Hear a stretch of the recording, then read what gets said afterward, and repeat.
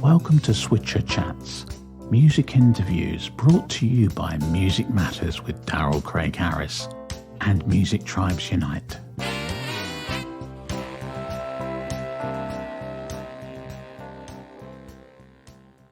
Hi guys, this is Daryl Craig Harris. I'm coming to you live from the London Jazz Festival. We're here at the beautiful Toulouse-Lautrec. It's hard to say that. It is hard. Jazz club. It's an awesome club, and this is one of actually I just learned 60 different venues, which is part of the London Jazz Festival. I think it might even be over 60. Is it? Yeah.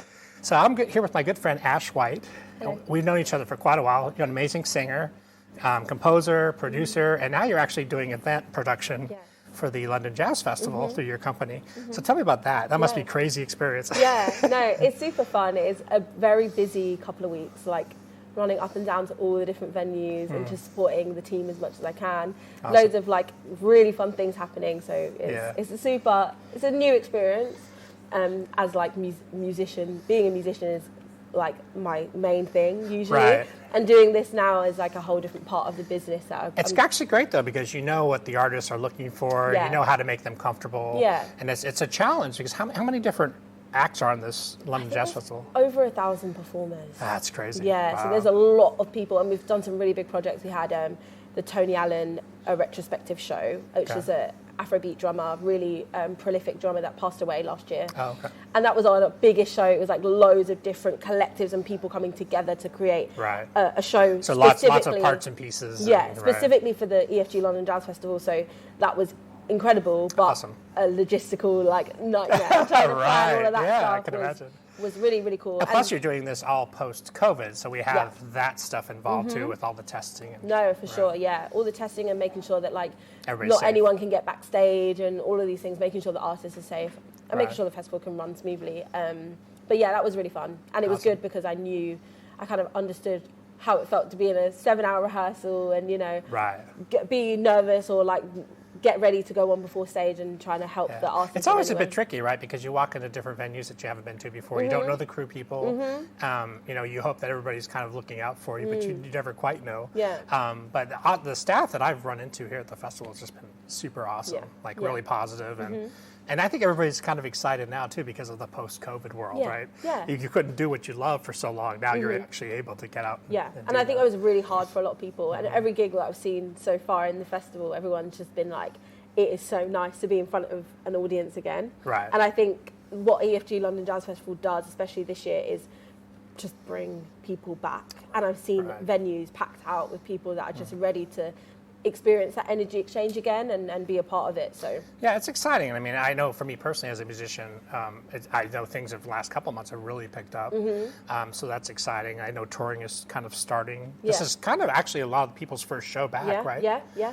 Which is also really awesome. So tell me about what you're doing music-wise these days. You're still writing. You had your album came out not too long ago. Yeah. I just released an EP called Fairy Tales, which was released on the 15th of October, and I did a launch show on the 19th of October, which was really, really cool. Took over an amazing London venue called Mama Shelter. Okay. It's actually a hotel, and they have a garden bar, which is like a greenhouse inside. Oh, amazing. Yeah, and it was so beautiful, really special.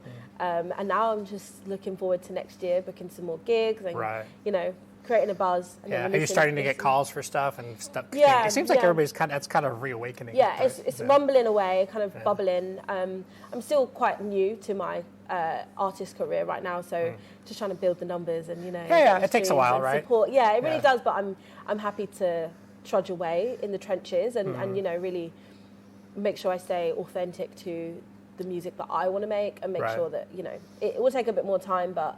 Yeah, it's tricky navigating that, right? Because you get a lot of influences. You have to kind of find your lane. It takes a while. Yeah. Even as a musician, it took me. I'm still doing it. I've been around a while. Tell me also too. So a part of this series here is with Women in Jazz Media, which I know you're very involved with. Yes. And and you also have podcasts now. Yes.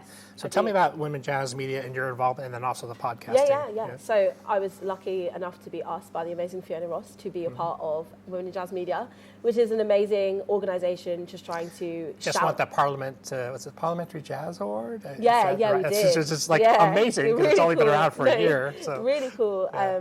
But yeah, just to shout about women in media, in music, in jazz, right. And to try and uplift. Uplift and level out the playing field of quite cis male kind of environment that jazz can be. Well, I could say it too because like we've talked about that quite a bit on the board or writers of a lot of major magazines. It's all white guys, all white guys. So it's great. You need diversity. There's so many different artists from different backgrounds. You need people that understand them. Yeah. And having a woman's perspective is different than a man's. So that's all great, right? Yeah. It's all about diversity, and I think diversity makes the strongest bonds and the strongest communities. So that's what we're doing at Women in Jazz Media. I'm so lucky to be able to host and produce a podcast, or a couple of podcasts. The first one's In Conversations With, which was basically just a podcast where I would sit and chat. So women kind of in what the we're industry. doing. Yeah, literally what we're doing. And talk about their stories and how they got to where they are now. And really it was a way for me to learn from incredible people that had done incredible things. And really it wasn't on purpose, but it kind of showed us that there was a lot of really inspiring black women in particular. Right, sure. And as a black woman myself, I was sitting there in awe by these women. Yeah, so close to my heart. Yeah. And it wasn't on purpose or anything, but it just showed us that there's so many, and me especially, that there's so many incredible black women and black people that are doing incredible things in jazz that aren't getting highlighted as much as they should be. Yeah. So we decided to make our new podcast series, which is called Kicking Down the Door, and it's all about kicking down the door in these places and showing people how incredible black people are in jazz, and they should be platformed the way they should be. Of course, yeah. I mean, really, the idiom sort of started there, right? Yeah, it kind of went a funny direction in a way, but now it's coming back. No, yeah, I find it quite strange that something in the Matrix decided to twist and turn to think that like black music isn't jazz music. It's funny because I have my thoughts on that, but I think part of it is maybe academia, because academia sort of not took over jazz, but it adopted jazz and then kind of made it a different thing. Yeah. Not for the worse or for the better, but just it kind of is what it is. Yeah. And but I think it's great having diversity, having different perspectives is important. Yeah. I know the podcasting thing has been a great venue for me. I know for you it gives you access to people that you might not normally be able to talk to. No, for sure. And it just helps make connections and learn about everything that's going on in my city as well as like other around the world. And the fact that COVID has done one good thing is the fact that now we can do these meetings and these podcasts and these recordings online, so I can meet people from all across over the world. Like I've spoken to people in China, in New York, in London, just down the road from me, but on Zoom. So it's amazing. And everybody, I mean, all the major artists that we've all like kind of admired are a lot of them are accessible, right? Yeah. You can just message them, and half the time they'll message you back. So it's exciting, and I think I'm looking forward to exploring more of the festival. I know we've got the rest of this weekend coming up, and I'm actually going to be playing with Fiona. Hopefully, well, you're going to be there, right? I actually won't be. I actually won't be because I've got it's one of the busiest. I know you're so busy. I'll be sprinting around South Bank, I'm sure. Okay. Well, you'll be there in spirit. Yes, I will always be there in spirit. Always. Awesome.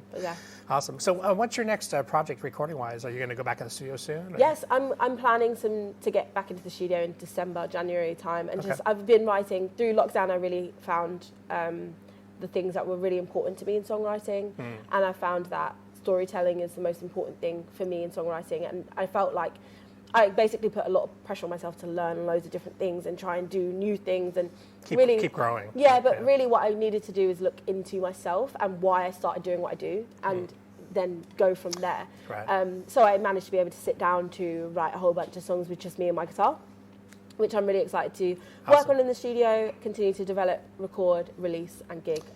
So hopefully there'll be new music. What's your advice to young artists and people, even that want to get into what you're doing now, which is event production and all that? I think something that I've recently come to the conclusion of is allow yourself to be a student, allow yourself to be mentored, allow yourself to be inspired, and tell those people that they inspire you, because you would never know how that would make that person feel and how that would kind of help you in your escapades, whatever you're doing. Also stay true to yourself and authentic to yourself. And there's a there's a journey of self-discovery that we all go on, and that is different for everyone. So try not to, fit yourselves into any boxes or molds that you might not fit in.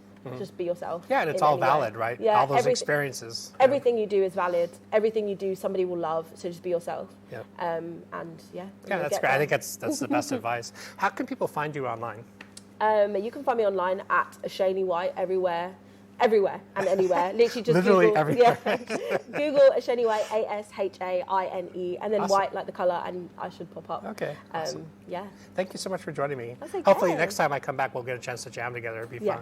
I look forward to it. That'll be really fun. I'm awesome. really excited. So everybody, please check out Ash. Find her online, and I'm going to include her social media links when I release the video, and in the podcast series. So thank you so much for joining me. That's okay. I know you got to run off because you're. No, I'm actually going to stick around for this. Are you? Okay. I'm really excited. Yeah, because this is actually. Well, you know what? Mention what's going on tonight. Yeah. That's actually really important. No, too. Tonight I think is one of the most exciting events of the festival, and I'm really annoyed that I can't come and stick for the whole night. I know but it's the Black Lives in Music X Women in Jazz Media Night of live music with some incredible musicians, Jay Phelps, and poets, Jazz Kesa, poets, speakers, and Black Lives in Music are a really inspiring and incredible company that are doing something that a lot of people aren't doing. So and it's very important. Super important, and I'm an avid supporter. And do you know their social? How to find them on social? I think it's just Black Lives in Music. Okay. Yeah. Cool. Is that correct? I think so. Yeah. Black Lives in Music.